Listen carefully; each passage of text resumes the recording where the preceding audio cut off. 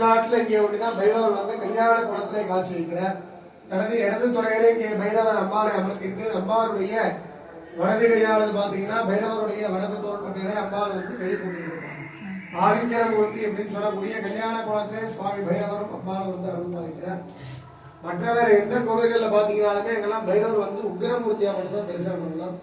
ஆனா நம்ம தமிழ்நாட்டில் இந்த கோவிலில் மட்டும்தான் இங்கே பைரவர் சிரித்த முகத்துடைய சாநித்தியமூர்த்தியா சுவாமி பைரவரும் அம்பாளும் வந்து அமர்ந்திருப்பார். அதுதான் இந்த கோவிலோட விசேஷமானது. பைரவருக்கு இங்க அபிஷேகம் கிடையாது, அபிஷேகம் இல்லாத திருவுருவம். இந்த பைரவர் ஸ்வயம்பு மூர்த்தி, தானா பூமியிலிருந்து உருவான பைரவர்ன்றதால ரொம்ப சக்தி வாய்ந்த பைரவர் இங்கே பைரவர் அம்பாலும்.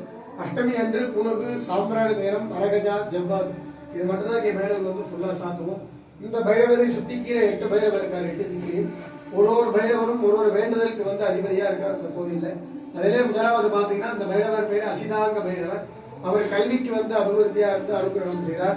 அதே மாதிரி ஒரு பைரவரும் ஒரு வேண்டுதலுக்கு அதிபதி. இங்கே பைரவர் பேரு ஸ்வர்ணாகர்ஷண பைரவர்.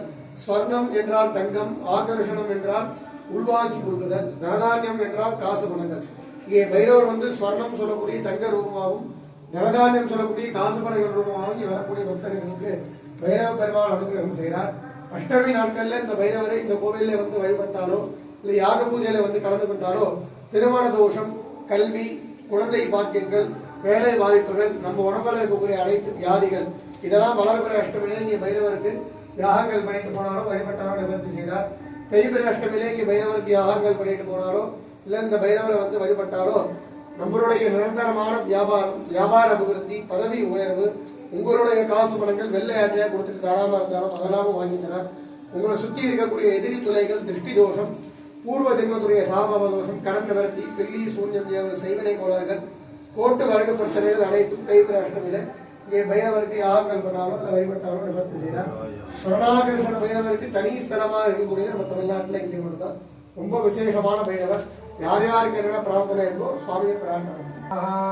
நமோ நமதே மகாபைரவ கால பைரவ கல்பாங்க பைரவ கபாலதர ஸ்ரீம் ராம் சபரி